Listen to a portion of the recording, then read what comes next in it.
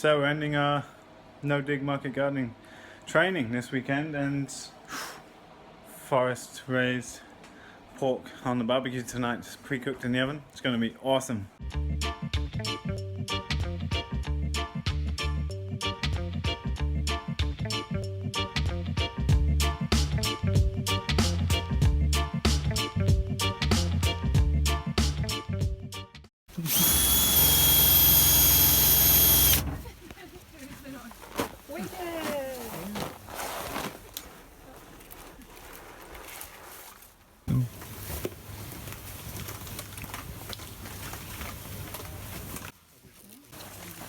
Look at these little illies. Whoa. Crazy. Now pollination's not been perfect, but it also hasn't been that bad. Look at these beauties. Look. Homemade beets and beans, coleslaw, salad, and let's cook the pork. Look, here's all these lovely folks. I had a good weekend. Did you lot have a good weekend? Yay! Very nice. Yeah. Period as well. Western grove, so wild as thy river, your eyes in a quiver. The artist has run out of faith. Where the blue of the sea meets the sky, and the big yellow sun leads me home. I'm everywhere now, the way is a wow. Feel the days and as days flying by. The water sustains me without even trying. The water can't drown me, I'm done with my dying.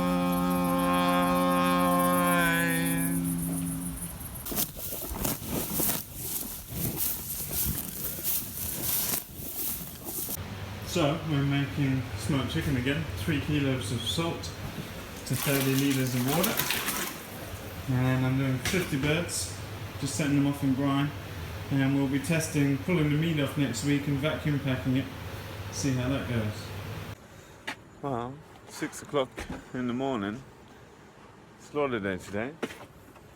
I'm just opening up the smoker. Look at that. So we've got the first 50 birds in here and a little smoked turkey for lunch. Very nice. I like it. These are birds that we've just got a vacuum packing machine. So we're going to pull the meat off these and weigh the meat to complete our data set. And then also start this trial of packaged, already pulled meat that's going to be super convenient for either the end consumer but also for chefs at restaurants. And as I've said in other videos, this is specifically for chefs that just want to be able to pull out meat for salads or sandwiches or whatever, but for cafes that can't handle raw chicken, it's a high risk product. It's a super convenient thing, so I'm super happy about that.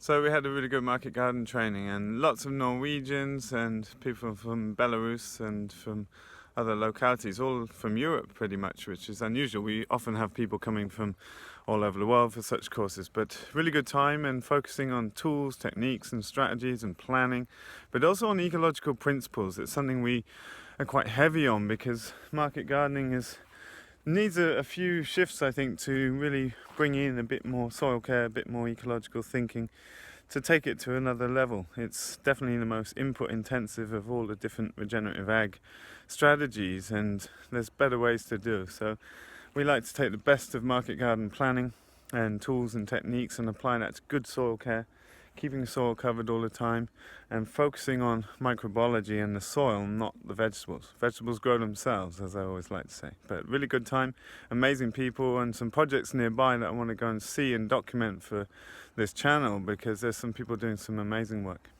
Here's Crooked Neck Joe, second to last slaughter, and so we'll soon be done with all the chickens. Everything's ready to go in here, and I expect to be done by lunchtime. We just had breakfast. We always start an hour earlier on slaughter day just so we can be done with clean down, have a lunch, and just feel like organised and able to take care of the rest of the farm chores. So we do an early egg collection today to fit in with the whole of the team being in the processing, because it's ultimately, if you're running at full capacity, we could have 3 eviscerating, 3 on clean down, and do probably 150 birds an hour or something. But we typically have myself or 2 of us on evisceration, and today we're going to be swapping a few people through to have a go at different stations that they haven't been on. But I expect to be done by lunch, and then we're going to pull the chicken meat off the smoke birds and test out our new vacuum packing machine.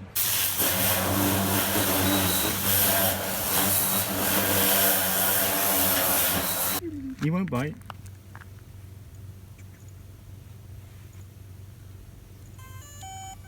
Nice to meet you.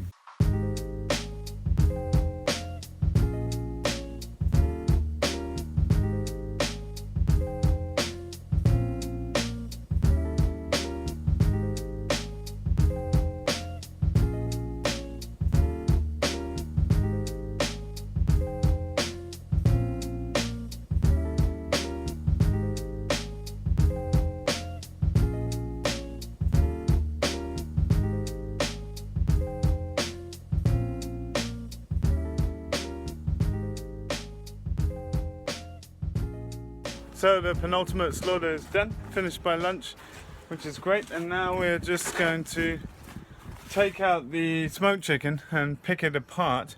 We're going to weigh the birds before and then weigh what we get out.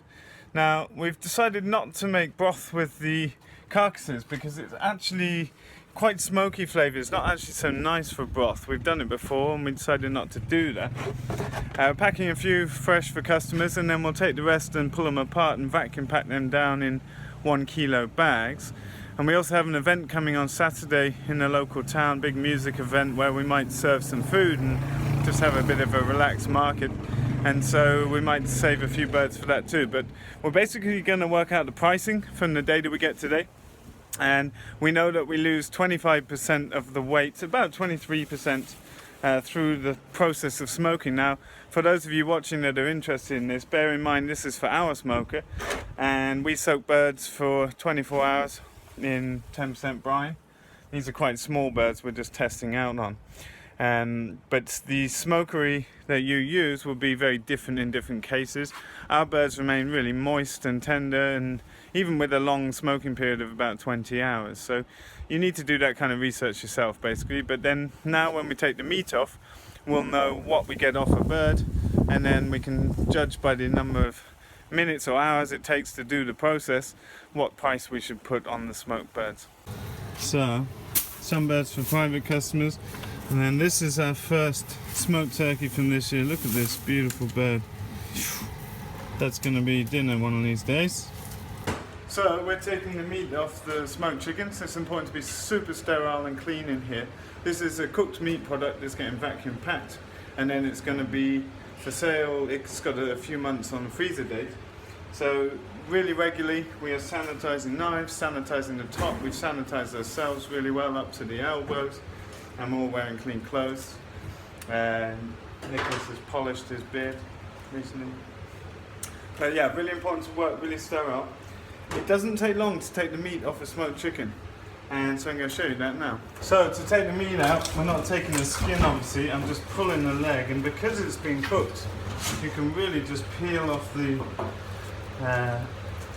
flesh right down to the bone. Now the skin is not useful in the pre-pack method we're going for, and we can keep that because we can bake it and have it like a crackling. But actually what we want to do is make stock as far as we can, but it's not so good for selling because it's a bit smoky flavoured, but it's fine for us, so we'll just do that for personal use. But the breast meat comes off really easily. We're just tearing that into pieces. You see, it's a very quick process to take the bird down, and then that's basically going to allow a chef to prepare a smoked chicken salad or sandwich without any preparation other than chopping it up a bit finer if necessary. And so it's a way of us getting a value out of the bird, still having the carcass to make something else with, and not actually adding too much labour to the process. So just finishing up the back end. You see, it's a very quick process to take down the bird, very minimal wastage. So what we see, weighing that, it started off at 1503, ended up 749. It's pretty much bang on. 50% of the carcass is meat. And so we're just going to do the same calculation for the remaining trays, and that will allow us to see what the weight is. But it doesn't take long to take the meat off a bird, which is really nice, so I'm happy with the product. Now this will give it up to a possible 6 months shelf life, but we can choose to label it 3 months just to ensure it's at optimal quality. So this is going to get packed down, and then we still have wings and skin that we can make into crackling and things. What we're going to do is just look at 500 grams, 1 kilo, 250 grams for consumers, just see what it looks like, and then we'll work on the pricing, get this stuff in the chiller. Just got to learn how to use the machine. Luckily we've got so many Germans here. This is a German machine with German instructions. That seems pretty straightforward to use. Just using rolls of bagging, so you can cut it down to custom length. This is a 500 gram bag, and so we're just playing with some ideas of pricing.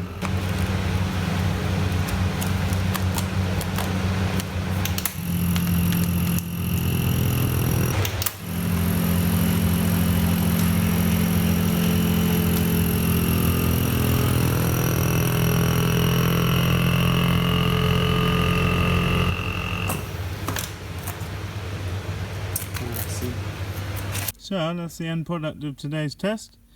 Chickens to pack now, and they're going off to the freeze room and for delivery.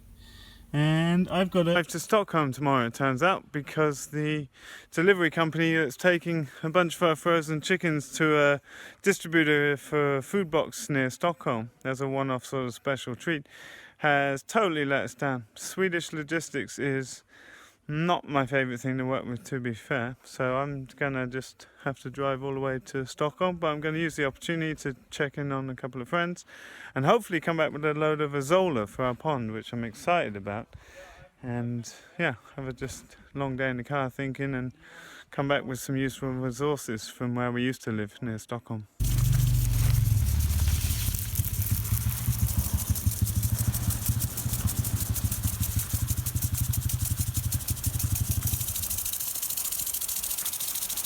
Well, it's time for everything to be going back on the fleece pretty much. It's going down to 4 or 5 degrees at night. It feels really cold sometimes, and especially when it's contrasted with 20 degrees in the day or whatever.